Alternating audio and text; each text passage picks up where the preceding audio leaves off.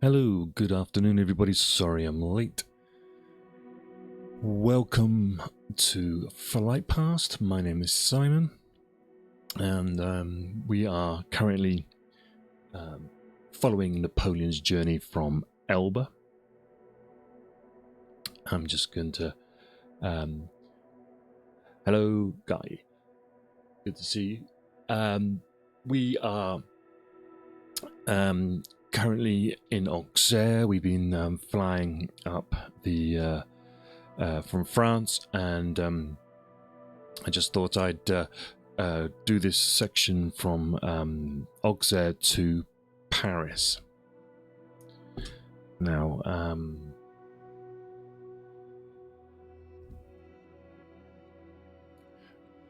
just grab my notes.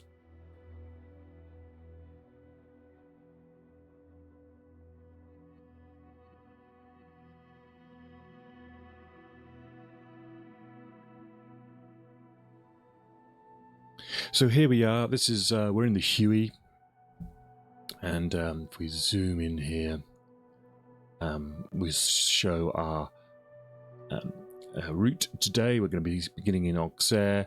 We'll head up to Fontainebleu, which is just to the here, which is the southern edge of the Ile de Paris. And then we'll end up in Paris itself. We'll get to the palace of the Tuileries. Hope I pronounced that right. And that's would complete Napoleon's journey from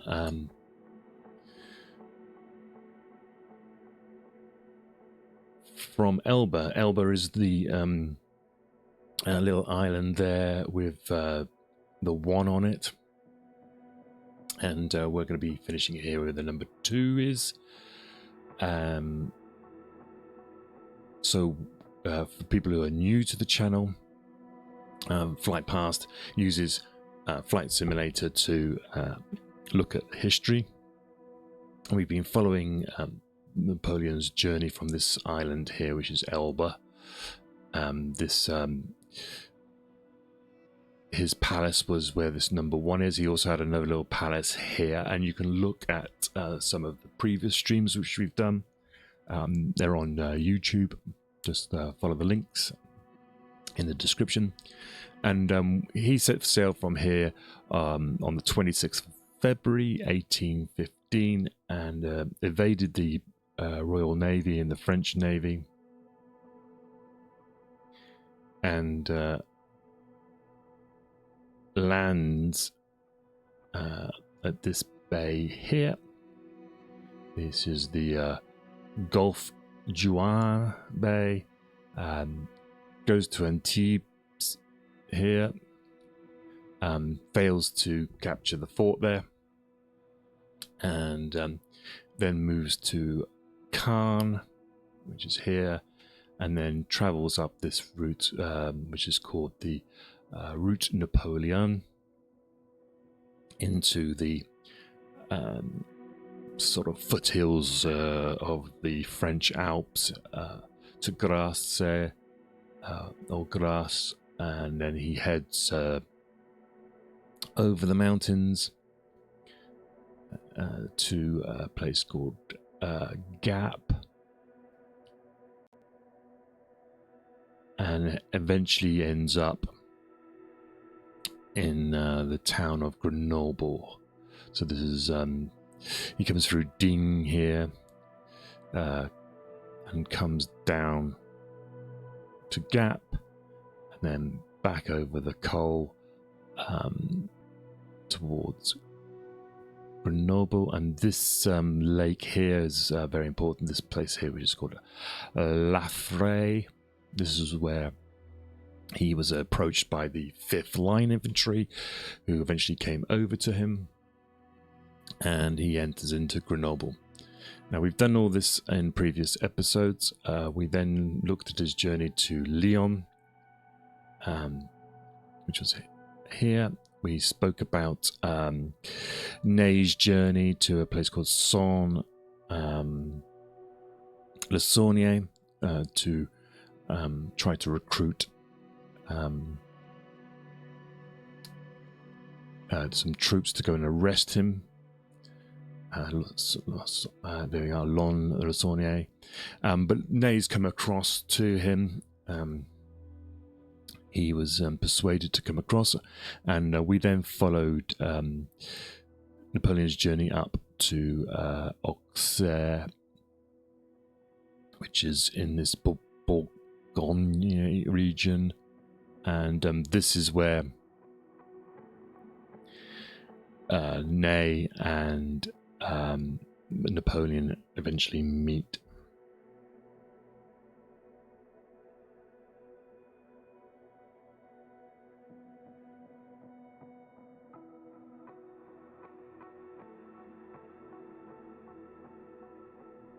So we will continue.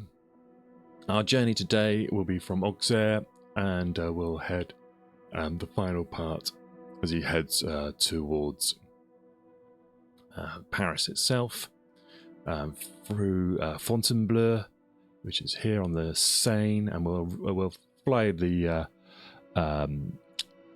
river up into Paris, eventually to his to the palace of Tuileries. That sounds good to you? Let's get going.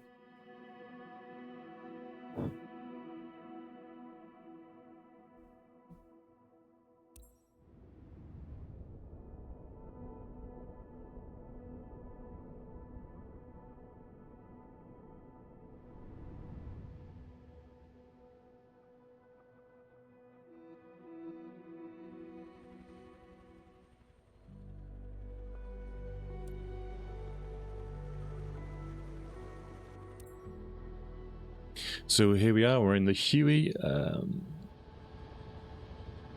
Let's set the gyroscope. I'm on the PlayStation 5. You can join me on the flight sim.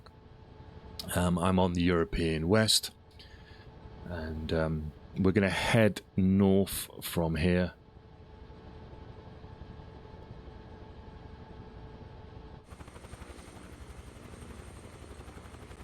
So, in the terms of time scale, Napoleon left Elba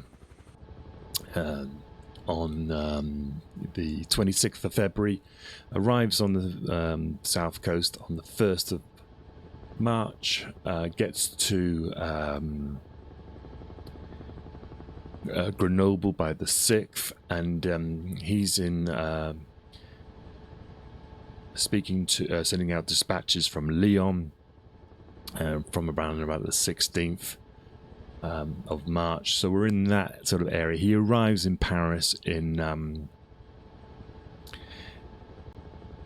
the 20th of March. So the whole journey that he takes is no more than 25 days, something like that. And as we'll find out, he gets to Paris. He doesn't even have a shot fired against him. So he's come back from exile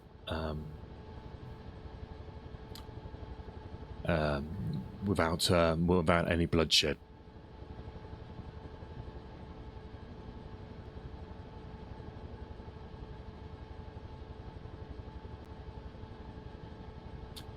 So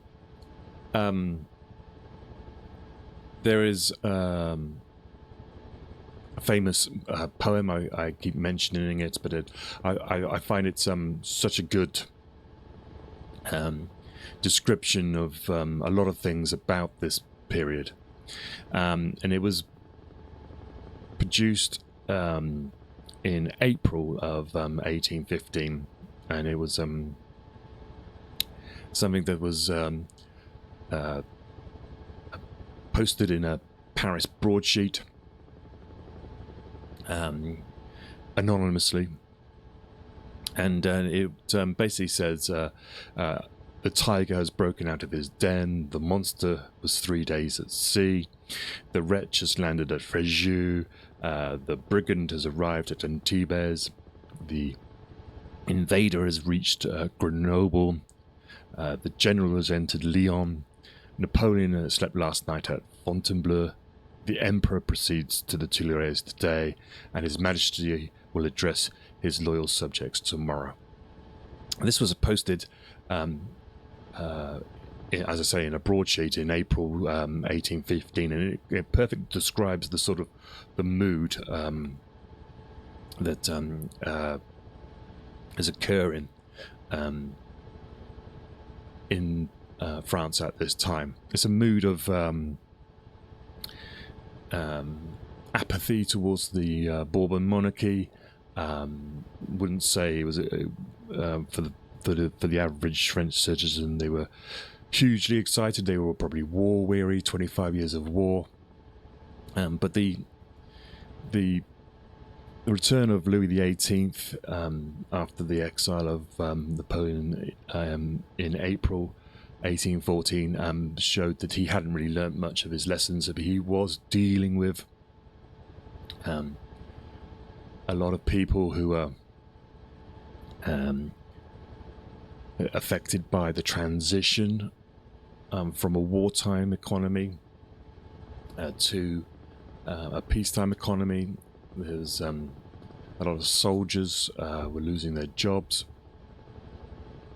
and 80,000 officers were on half pay, so they weren't really happy with what Louis XVIII's restoration was producing. And this is one of the main reasons why Napoleon took the opportunity. We discussed in previous episodes. He heard of the disgruntlements in the French countryside. He knew of the grumblings that were going on in the French army. He was aware of some arguments that were occurring in the Congress of Vienna at the time. He heard rumours that his pension wasn't going to be honoured. He wasn't allowed to see his kid. There was a lot of things that prompted him to make this gamble, and it's just the sort of guy he was. I mean, you don't go from being a lowly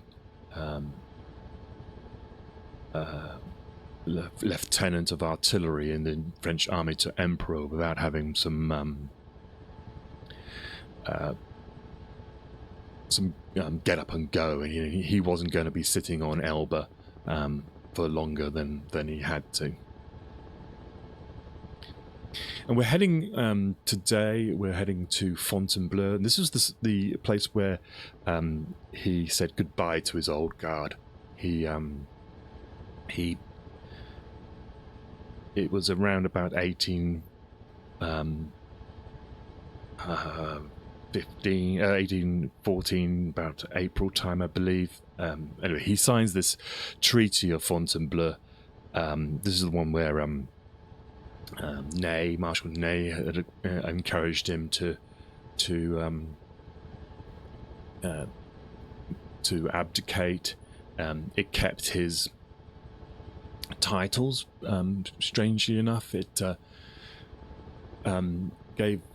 set up Elba as a principality. It's all this sort of the details involved, and it was signed by most of the powers of Europe apart from Britain, interestingly, who didn't want to sign it because they didn't believe they believed that he was a usurper who had taken advantage of the French Revolution, and therefore by giving him this treaty they were recognizing him, but they didn't want to do that.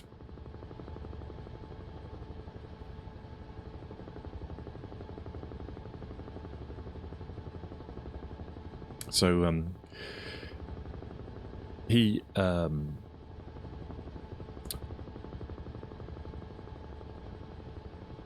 just sort my audio out here.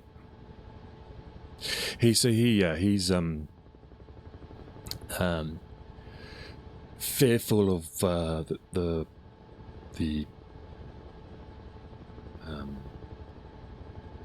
Allies, fulfilling that treaty. And so on his way back to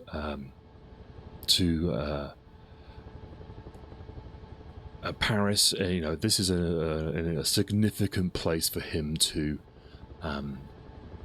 return to. And as that poem I mentioned just now says, he's in the eyes of the people of France. He's when he gets to Lyon, he's now back to being his sort of general. He's got an army. Ney's come across to him, and when he gets to Fontainebleu, they're now calling him, Napoleon. The Bourbon flags are being lowered. The tricolour is coming back out as he's advancing further north.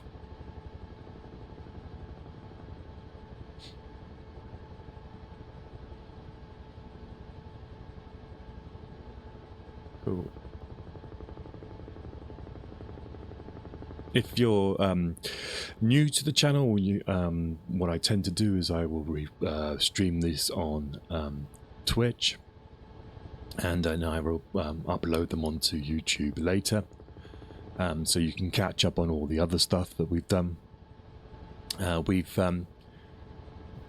done a series already on D-Day, and we'll be this is one we're just going to do on Waterloo. Alua Fakini, I believe. Hello, good to see you. Thanks for the follow. So yeah, so he's so this will be the way that this channel works, is that we basically use historical events, and we're using the satellite technology that Microsoft Flight Simulator has. We will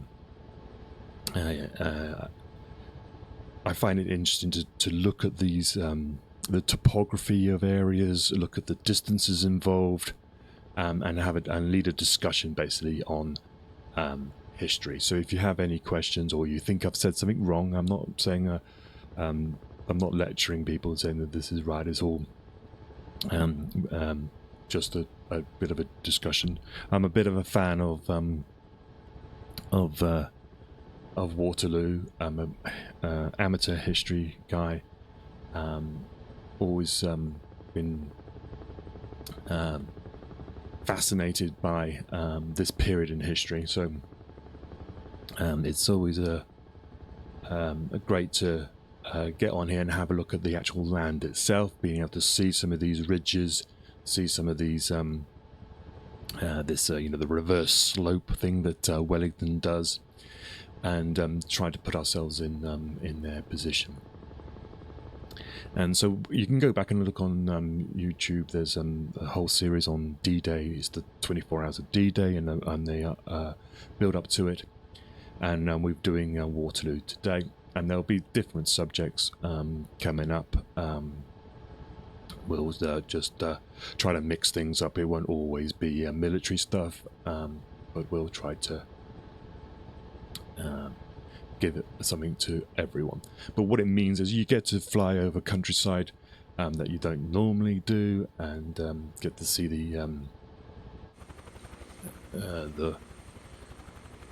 this area here. I mean, you get to see how agricultural France is, and the size of it is amazing.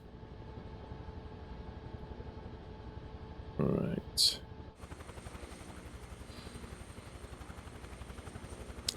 So what I tend to do is stream for around about 20 minutes, and then I'll take a quick break. That allows me to easily see where to chop the video to put onto YouTube. So you'll find that I'll do these little breaks every now and then. I'm not gone very far, so if you're watching live, stick with me.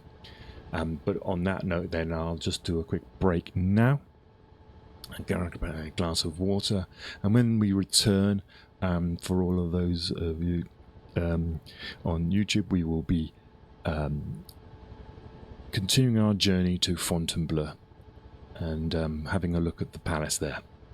So I'll see you in a moment.